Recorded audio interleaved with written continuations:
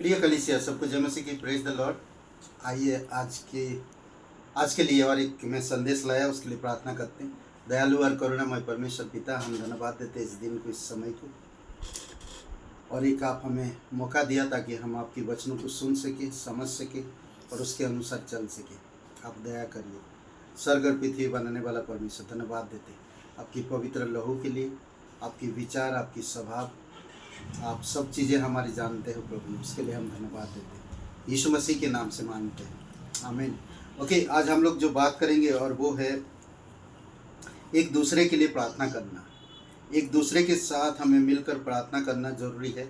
आज हमारे देश के लिए, कलीसिया के लिए, मिशनरियों के लिए और मिशन कार्यों के लिए। एक वचन पढ़ते हैं, इफिसियों का 4वां अध्याय और वचन 1, 4वां अध्याय वचन 8।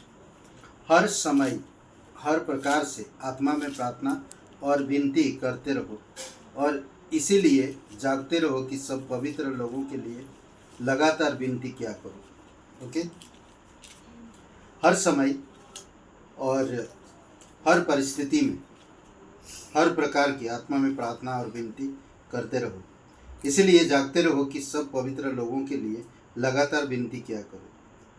ये एक आज्ञा है और आज्ञा के साथ कई बार हमें प्रतिज्ञा भी देता परमेश्वर। तो इसीलिए जरूरी है कि हम लोगों को समझना और जानना। प्रार्थना एक विश्वासी के जीवन में परमेश्वर की उपस्थिति, सुरक्षा, शक्ति और प्रावधान को आमंत्रित करती है। सोचिए, एक प्रार्थना क्या क्या करता है विश्वास के जीवन में भी, या एक दूसरे के लिए जब हम विश्वास के प्रार्थना के लिए एकजुट होते, जागरूक रहते, एक दूसरे के लिए प्रार्थना करते, तो प्रार्थना क्या करता? परमेश्वर की उपस्थिति हमें दिखाता है और शक्ति प्रदान करता है, सुरक्षा देता और परमेश्वर की प्रावधान को आमंत्रित करता, हमारे जीवन में लेकर आता है। बाइबल विश्वासियों को एक दूसरे के लिए प्रार्थना करने के लिए प्रोत्साहित करता है। बाइबल हमेशा एक दूसरे के लिए प्रार्थना करो, एक दूसरे से प्रेम करो, एक दूसरे के साथ आनंद करो, एक दूसरे के साथ शौक करो। हर एक चीज़ बाइबल कहता है एक दूसरे के साथ करना चाहिए।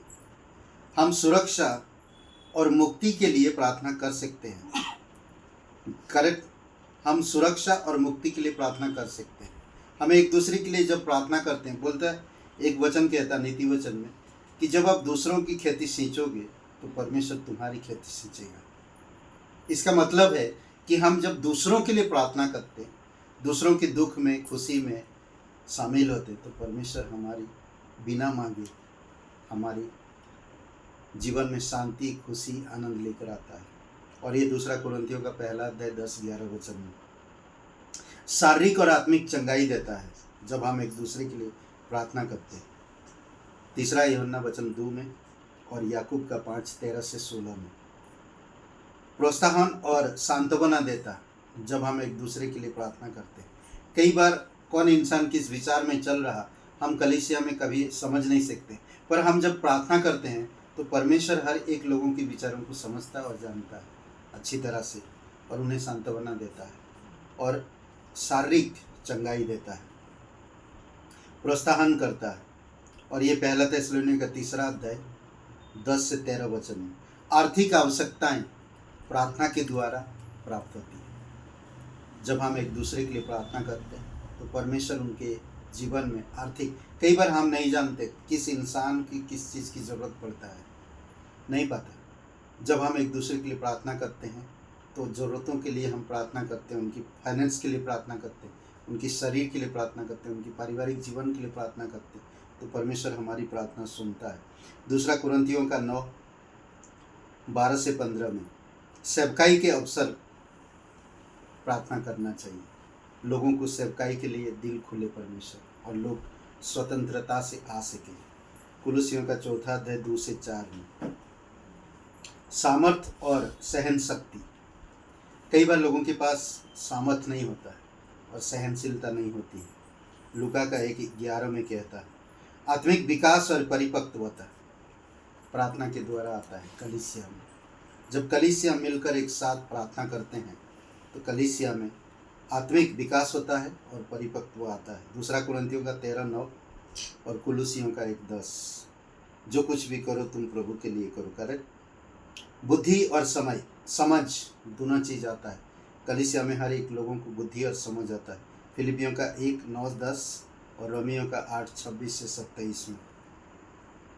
प्रार्थना व्यक्तिगत रूप से कलीसियाओं में, छोटे समूह में या किसी अन्य विश्वासी के साथ ही जा सकते हैं।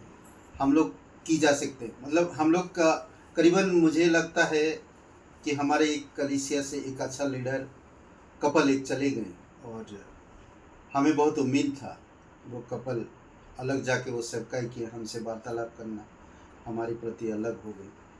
पर अब उस दिन से मैं बहुत टूट गया था और मैं प्रार्थना ही कर रहा था कि परमेश्वर, तो अभी एक कपल लेकर आया परमेश्वर, कई सालों के बाद परमेश्वर एक कपल लेकर आया जो फुल टाइम के लिए। तो अद्भुत तरीके से परमेश्वर काम करता है। हमें इंतज़ार करना, सहनशीलता परमेश्वर ही देता है, धीरज रखना, सहनशीलता रखना। हमें प्रार्थना के प्रति समर्पित रहने की ज़रूरत है ना, समर्पित रहने की ज़रूरत है। अब कई बार प्रार्थना होता है तो हमें जाना चाहिए, एक दूसरे के लिए प्रार्थना करने के लिए सहभागी होना चाहिए।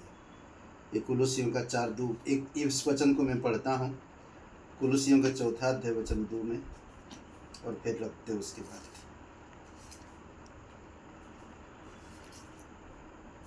कुलुसियों का 4 अध्याय और वचन 2।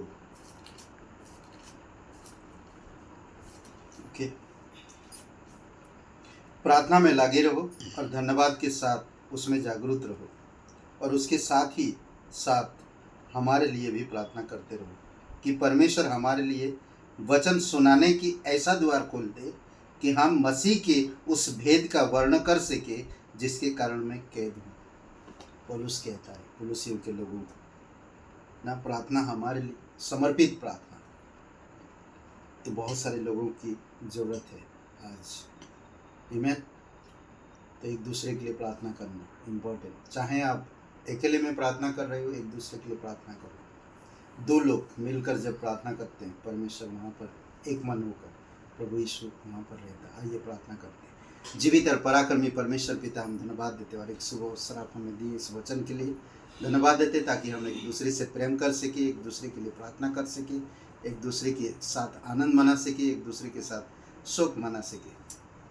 धन्यवाद देते हैं, तेरी स्तुति महिमा करते हैं। जीवित और पराक्रमी परमेश्वर यीशु मसीह के नाम से मांगते हैं, आमीन।